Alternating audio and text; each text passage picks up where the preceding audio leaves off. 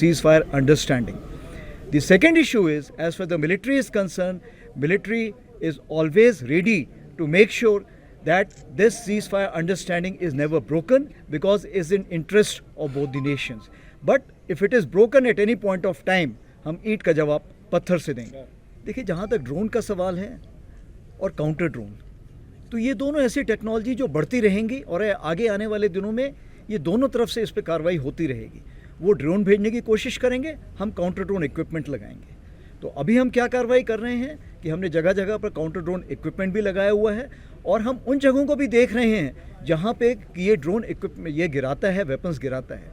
उन जगहों को भी हमने ईएमआर कर रखा है और उन जगहों पे भी पहुँच के हम कार्रवाई कर रहे हैं ताकि टेररिस्ट और वेपन का मिलाप ना हो सके. और आपने सही फरमाया है कि आज जो हालात ऐसे हैं कि टेररिस्ट तो है, अगर उसके दिमाग में सोच विचार में बैठा है कोई कार्रवाई करने के लिए भी, तो भी वो कर नहीं पा रहा है क्योंकि उसके पास वेपन्स की कमी है.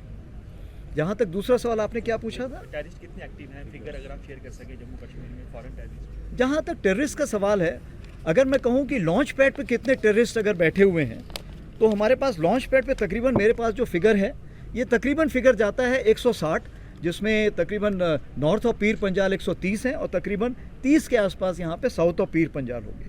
जहाँ तक आपने पूछा है यहाँ पे नॉर्थ ऑफ पीर पंजाल और रजौरी पुंछ में कि हिंटरलैंड जिसको हम बोलते हैं, वहाँ पर कितने हैं, तो तकरीबन हमारे हिसाब किताब से टोटल 82 पाकिस्तान टेररिस्ट बैठे हुए हैं और तकरीबन 53 जो है लोकल टेररिस्ट हैं.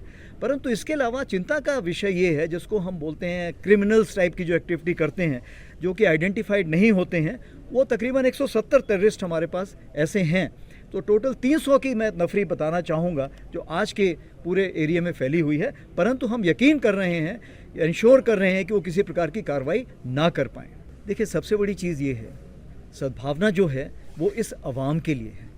इस अवाम को वो चीज़ें प्रदान करने के लिए है जो कि सिविल एडमिनिस्ट्रेशन ऐसी हालातों के कारण नहीं. स्कूल तकरीबन हम 43 स्कूल चला रहे हैं, करीब 26,000 बच्चे उसमें ट्रेंड हो रहे हैं. 26,000 बच्चे तो ट्रेंड हो रहे हैं, लेकिन सबसे बड़ी चीज़ ये है कि जो उनके पेरेंट्स हैं, जो उनके वालिद लोग हैं, उनको देखिए कितनी खुशी मिल रही है, कितने टीचर्स उसके साथ जुड़े हुए हैं, जो उनको स्कूल ला रहे हैं, ले जा रहे हैं. वो तो आप देखेंगे कि जो एक व्यावसायिक इरादा है वो भी बढ़ता है.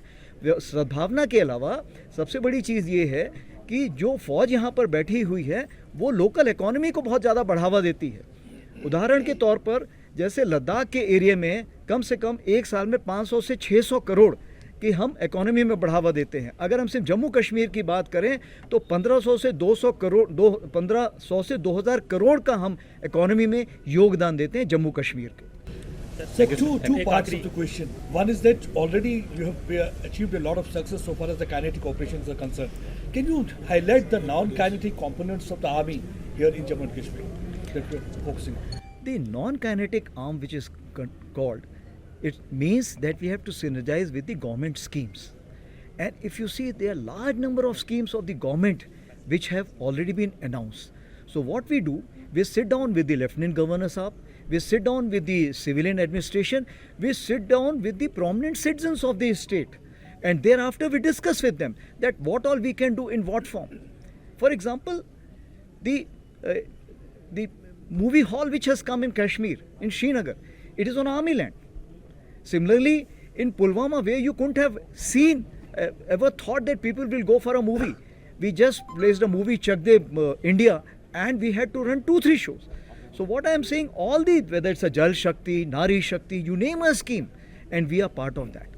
And we are facilitating such implementation of these schemes in the border areas, in those difficult conditions, in those remote areas. Besides what we are doing, we are synergizing with the large number of NGOs.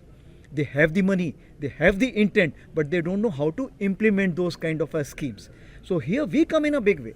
For example, Airtel is totally associated with us as far as the technology in Army Goodwill Schools is concerned. So IT is completely being looked after by them. Similarly, HPCL, similarly ICICI banks, SBI banks, all these people are coming forward and joining hands with us to kind of raise the aspirations and raise the development bar of the Union Territory. So one last question I've got, because government says talks and terror can't go together. There are politicians who says that we should have talks with Pakistan. You have seen the situation on the ground. Infiltration has once again started. Attempts have increased. You think that talks will really make any difference with Pakistan? Because I want at least the politicians should also know what the army commander from here is saying. What is most important, that at any point of time I should be able to ensure that the aspirations of the citizens of Jammu and Kashmir Union Territory should be met, and whatever comes in their way, we should be able to do that. As of today, firstly, normalcy is more important, development is more important. शांति और विकास, ये दोनों सबसे महत्वपूर्ण बातें हैं. जब तक ये बातें ख़त्म नहीं होंगी, जब तक हम इसमें कोई एक लेवल नहीं हासिल करेंगे, आगे आने वाली बातों के लिए हमें थोड़ा रुकना पड़ेगा. इसीलिए कहते हैं कि कारवां गुजर गया गुबार देखते रहे. ये एक ऐसी हवा चली है अभी आपकी डेवलपमेंट की, विकास की, कि अगर आप इसमें शामिल होते हैं तो आप इस कारवें के पार्ट बनेंगे, भागीदार बनेंगे, और अगर आप लेट हो गए, पीछे रह गए, तो फिर आप गुबार देखते रह जाएंगे. God, are you ready? Yes, sir! Are we going to have a good race today? Yes, sir! Are we going to set this parade on fire? Yes, sir! How's the George? Yes, sir! How's the George? Yes, sir! How's the goddamn George? Yes, sir! हम ईंट का जवाब पत्थर से देंगे.